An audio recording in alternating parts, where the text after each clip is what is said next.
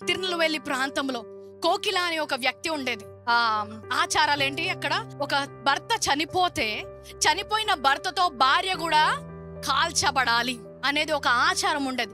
ఆ సమయంలో అక్కడి నుంచి ఒక బ్రిటిష్ వ్యక్తి వస్తాడు.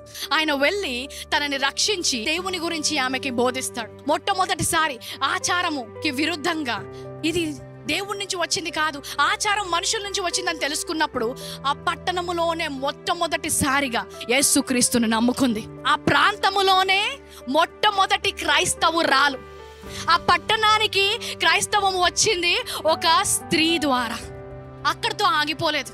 తన భర్త చనిపోయాడు కొన్ని సంవత్సరాల తర్వాత, కానీ ఆమె మాత్రము ఎలాంటి దేవుడైతే మనకు ఉన్నాడో ఈ ఆచారము ద్వారా వాక్యము నిరర్థం కాకూడదని తను నిలుచొని అనేకులకు ఆ పట్టణములో బోధించింది. అక్కడ ఒక చర్చ్ అనేది స్థాపించింది, అనేకులకు దేవుని గురించి బోధించింది.